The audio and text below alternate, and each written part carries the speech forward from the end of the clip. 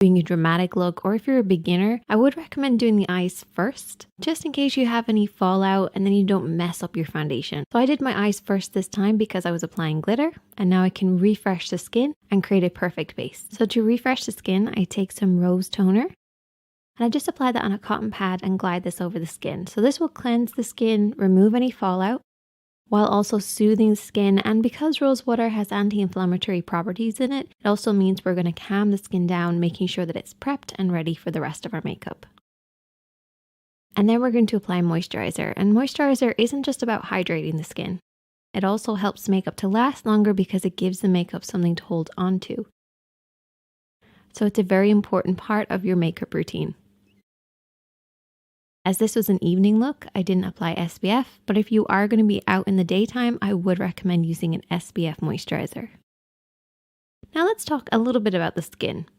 So I have a problem area in my T-zone, which is the area across the forehead and down the face. So the top part of my T-zone is very shiny, and then working through the center, I have larger pores. So down the nose and on either side, I tend to have pores, and that's where my primer comes in because this is going to help work with these two problem areas. So this primer actually has oil absorbing properties, so it's going to help with that shine.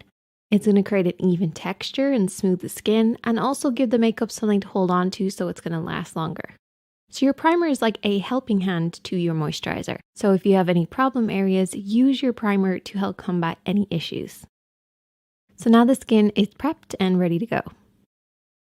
The main areas that I like to add coverage is underneath the eyes and also alongside the nose because hormonally that can be quite red for women.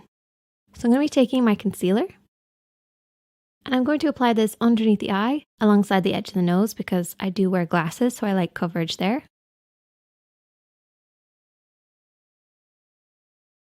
I also bring it around the nose because this area can be quite thin.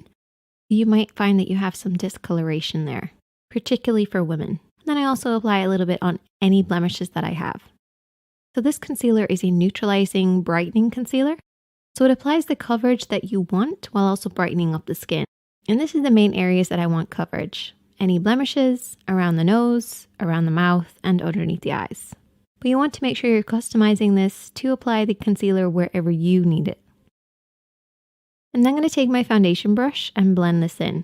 So this is a flat top kabuki. You can see all the little hairs and bristles that this brush has.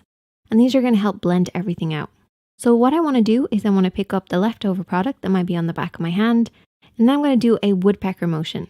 The woodpecker motion is basically a stippling type motion where you're bouncing the brush off and on the skin. What we don't want to do is to put too much pressure on the brush or turn it on its side. We really want to keep at a 90-degree angle against the skin, allowing the brush to do its work.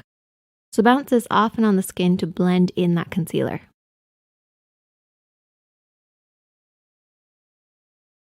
And then you can use whatever's left over from the brush on any other areas where you want a little extra coverage.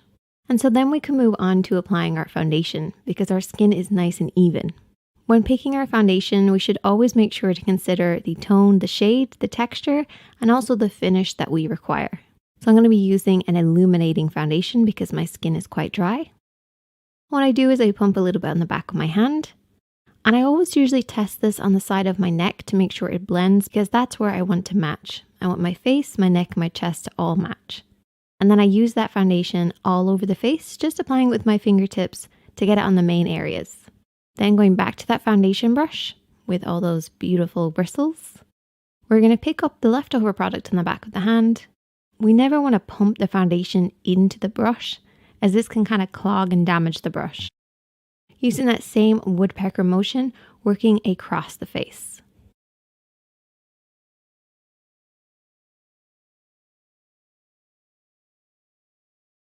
Once I feel I have the coverage that I desire, I'm going to take a setting spray and just to set this in place. This is a bit strange, but what I do is I spritz the skin now so we have set the foundation and concealer. That's going to make sure that it's budge proof, it gives it a skin-like finish, and it's also going to help it last longer. I do all of this before I apply any powders to the skin. That way our powders are going on a perfect base. So for powder, I either use a translucent powder or I use a tinted one. This is the L'Oreal True Match Foundation. So it is tinted, it's going to give me extra coverage, but it's also going to set the makeup in place. And I'm going to be using a powder brush to press this into the skin. So what a powder does is it sets the foundation. This means that you have more control over the finish. So if you want to, you can use an illuminating foundation and then set it in place with a powder. That gives you more control over the finish.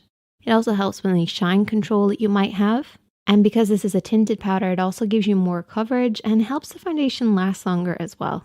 You never want to do too much swirling. You want to really press the product in to start with. This is just going to make sure that foundation doesn't move around. Though we have applied a setting spray, so that will seal everything in and just allow your powders to go on so much better. I'm then going to apply another layer of setting spray over the top of the powders and all the other products that I've used on my skin. So once I've done my bronzers, my blushes, my highlights, I then spritz the skin again, and this will bring it back to a skin-like finish while also helping to last longer. And you can check back next week